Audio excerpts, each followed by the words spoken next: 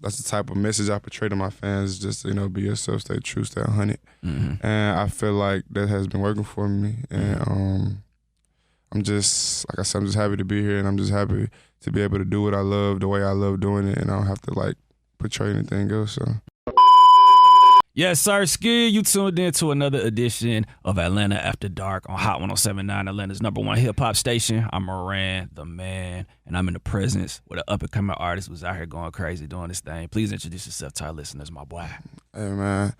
I go by Fresco Trey from Memphis, Tennessee, Whitehaven to be exact, and I'm just blessed to be here. Man. Yes, sir, Ski. Memphis, Tennessee. Tennessee, as a state, y'all have been on fire. Yeah. Y'all been doing y'all thing with the music. Mm-hmm. The Volunteers, y'all killed Clemson. Yeah. But when y'all squared up against UGA, things went how they went. Hey man, I ain't gonna lie, my man Lua has something to say about that. I ain't too much into that, but you're not really into sports. I mean, I played, but I ain't. Since I stopped playing sports, I ain't really just been into it like that. Mm. What you used to play?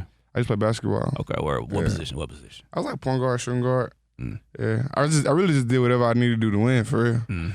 But yeah, I play at a high level. I mean, I didn't go to college, but I could have. I had D1 scholarships offers.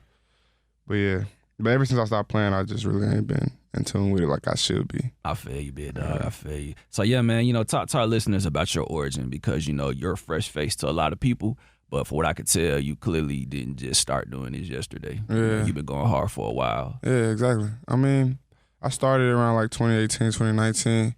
Like you said, I've been going hard ever since. I kind of got my little climb around like 2020. Mm-hmm. I just been trying to stay as authentic as possible, as vulnerable as I can in my music. That's the type of music I enjoy. That's the type of message I portray to my fans. Just be yourself, stay true, stay 100. Mm-hmm. And I feel like that has been working for me. And I'm just, like I said, I'm just happy to be here, and I'm just happy to be able to do what I love the way I love doing it, and I don't have to like portray anything else. So that's like the biggest thing for me. Beautiful, man. Talk to our listeners about the importance of staying organic, because we live in such a society where it's easy to fake it. You know what I mean? We really do live in a fake it till you make a society. So talk to our listeners about the importance of just being you.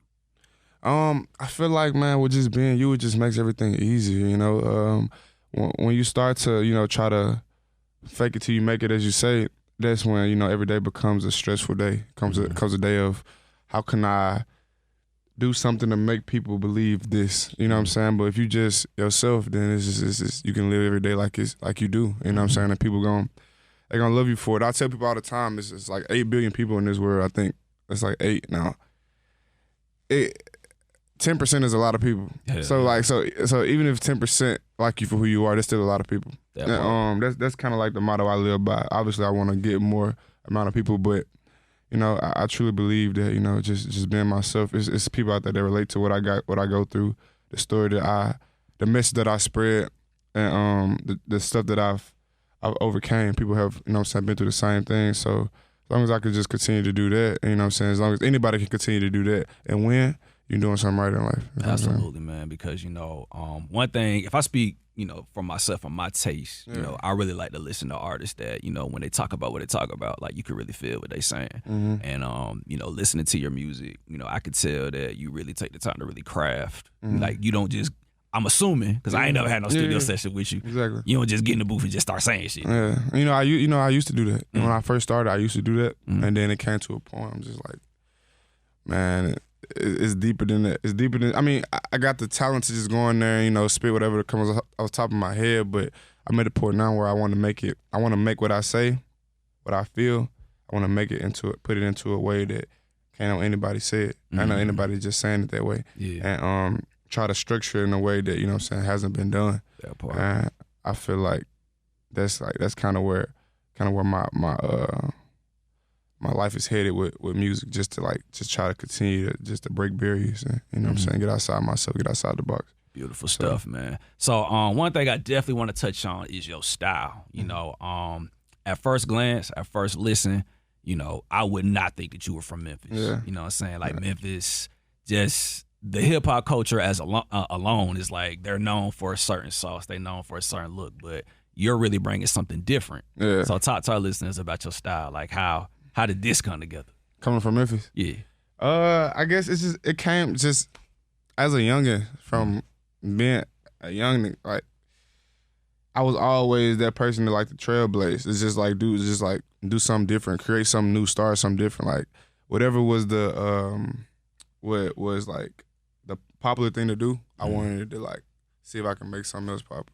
And when I started doing music, the first couple of years, like nobody really just like gravitated to my stuff just because it was a different sound. And then I was just like, man, you ever heard a song on the radio that you didn't like at first, but they keep playing it, playing it? You know what I'm saying? Then it's like, okay, that song is subconsciously. Yeah. So that was my mental thing. I was just like, I'm just keep pushing it in their face, and one day they're gonna have to like it. And then now, push come to shove, a lot of the artists from Memphis reach out to me for like hooks and like stuff like that because it's different now and they want a different sound because everybody is like kind of doing the same thing, but in their own way. And yeah, that's just always been my mental aspect of life. It's just to be different, create chaos in a different type of way. And it's been working for me.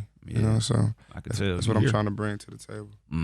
Now, unfortunately, in recent news, Memphis, it seems like it's been a lot of like pain. Y'all done lost two of y'all big artists. R.I.P. Big Scar, R.I.P. Gangsta Boo. Have any of those deaths impacted you in a way? I mean, obviously, for the culture. Yeah, but I didn't know either of them personally. Right. You know what I'm saying?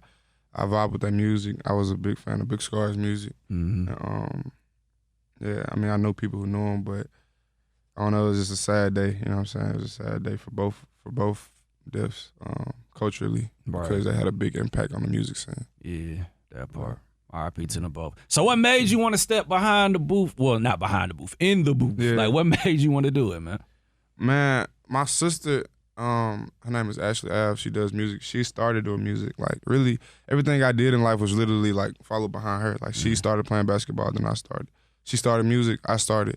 So she was having like sessions. This is while I was in high school. She picked me up from school, go straight to a session. I do my homework, and I help her out with like her lyrics. And then she kind of just saw something in me with the music. And she like within like a week afterwards, she had booked me my own session, and she just kind of like threw me in there and left and was like, make a song. Yeah. And then when she came back, I had just made my first song, and it was alright. It was alright. You know what I'm saying? I put it out. It did like 20,000 streams.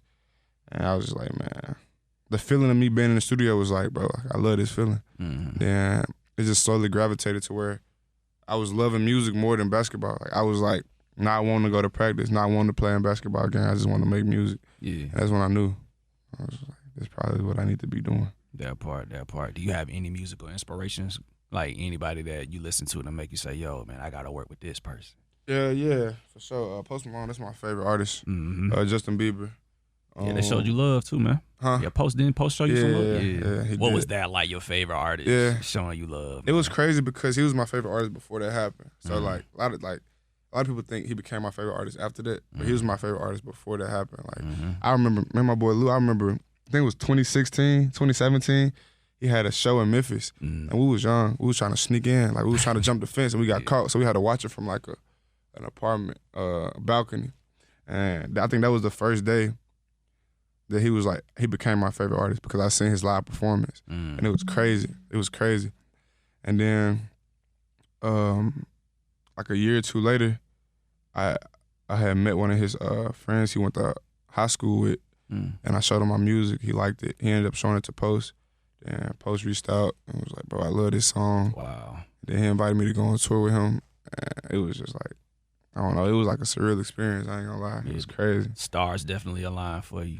What was that tour experience like being with Post? Because here in Atlanta, he had a show here, I want to say 2018 when he was on tour with 21 Savage. The resale value for those tickets was like $500. Like people were going crazy to get a ticket to see Post. I was actually at that show.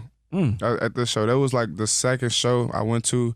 That was the first show I went to when I met him.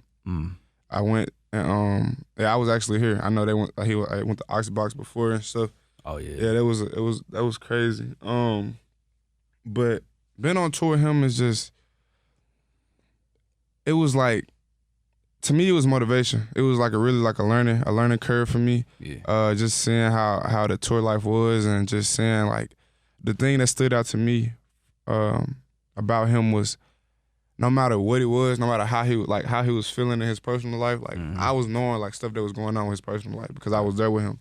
No matter what it was, his fans would never get that from him. Like every fan he encountered was love. Like he made everybody feel like they've been knowing him forever. You know what I'm saying? Like I took that with me. You know what I'm saying? That's kind of like how now like any of my fans I meet, you know what I'm saying? I try to like get them that, you know what I'm saying, that luxury of having that, you know what I'm saying, that real conversation, you know what I'm saying? Because like a conversation with me could like, I don't know, it could save them from doing something bad to themselves. I don't know, you know what I'm saying? I never know, you know, but so I just try to get everybody that time of day and just like, you know, sit and talk to them, see how their day going, you know what I'm saying, see how they feeling. Because I seen him do that. And I seen that they really did something to a lot of his fans when he did that. And I was like, man, it's crazy to have that, you know what I'm saying, that sanity and that humility. Yeah. And so it's important too because I've never met Post Malone, but a handful of people in this industry that I know have, and they all say like funny story. Well, I won't say it's funny, but a crazy story I was told about Post. This is when White Iverson was going crazy. Like came up, did an interview, shook everybody's hand, kissed every baby. Now look, you know, when he get another song, all the DJs gonna support you because you did everything right the first time around. So exactly. That's definitely important. Yeah, it was some other like another thing he had did. I think it was like before he dropped Congratulations, he had a lot of shows booked for like a low price. And when Congratulations went crazy, he could have easily like, been like, nah, I don't know, I want my money. He like did all the shows for the same price, and like they kind of just like skyrocketed him. It's crazy. It's crazy. He got it. You know what I'm saying? That's like kind of he's definitely my motivation with this music shit. Just like, I don't know, just the route he took, and just like I said, the humility and everything. Like, big ups to him for sure. That part. Now, I do want to touch on this because you said Justin Bieber. Yeah. Justin Bieber, one of your favorite artists. I think he hard. Yeah, he hard. Bieber hard. We ain't about to play Bieber like that. He hard. Yeah. He definitely hard. Nah, Bieber, he for sure one of them. He one of them for sure. Like, I like to sing, but I can't sing for real. And I really don't. I never been to like a vocal coach. So I just listen to like Justin Bieber, Sam Smith, like Hozier, like people like that. I listen to, and I just sing along. And that's how I kind of like learned how to sing a little bit. Yeah. So that's why he became my favorite artist. Like, I would just like listen to his music and try to sing with him. You know what I'm saying? Try to hit the notes he hit. You know what I'm saying? It kind of helped me. So that's kind of like how he became my favorite artist. For real. Dope. Beautiful stuff, man. So you know what is the overall goal for you, man? Like, what do you want to do before it's all said and done, my guy? Man, I just want to leave a mark. I want to leave a mark. One of my biggest inspirations is Tupac. It's like one of my biggest life inspirations. And, you know, he said in an interview that kind of like stuck with me is that, you know, I might not be able to change the world, but I'll be able to spark the flame that does. That part. And that kind of stuck with me because it's just like, you know, I can only control what I can control in this life. You know what I'm saying? When I try to control stuff that's out of my control, that's when I go insane. So, like, if I can control my actions, if I can control what I feed into the world, you know what I'm saying? Like, I feel like I've done my part, you know what I'm saying? Because that could lead a whole generation to something special, you know? You never know. So that's kind of my thing with this music thing is just to leave a mark, leave a good impression, leave a long-lasting message that can resonate with a lot of people even when I'm gone. You know what I'm saying? Centuries after I'm gone, decades after I'm gone. Yeah. So that's kind of my whole thing with music, for real. Nah, beautiful stuff, man. For what I could tell, you definitely on your way to doing some major things, man. So in closing, one thing I like to just encourage my guests to do is to just provide, you know, just positive words of affirmation. So, you know, get some gain to somebody. Like, what is some advice that you provide to anybody trying to get like you, King? Like they trying to go up, they trying to get these records, they trying to go on tour with Post Malone, they trying to get signed. Yeah. Talk to them, King. I mean, I just feel like you just gotta stay yourself, man. Stay 100% yourself. Go hard at whatever you do. Don't half-ass or nothing. If you get into it, do it. You know what I'm saying? And I would say keep good energy around you. Keep good company. Be humble. And then just, you know, shoot for the stars. There's no ceiling. I don't care who tell you it is or what they say you can't do. The first astronaut didn't think it was possible. Like, there's no ceiling. Just whatever you got. As long as you believe in here, it's the strongest thing you got. You believe it in there, you can make it happen. You know what I'm saying? A little hard work, roll up your sleeves and get it done. Big words, man. Big words from a up-and-coming big artist, man. You know, I feel like I'm glad you came to see me before the price go up. You know I'm glad you had me. I'm glad you had me for sure. That mean a lot to me for sure. Absolutely, man. Please give our listeners your social media. Let them know how they can get in contact with y'all at the end of the song, man. I go by Fresco Trey everywhere. FrescoTrey. And yeah, everywhere you look for me at, that's where I'm there. Yeah. Make sure I support his music, all that and then some. Fresco Trey is on his way. Atlanta After Dark, Hot 107.9. Moran the man. Hey, thanks for listening.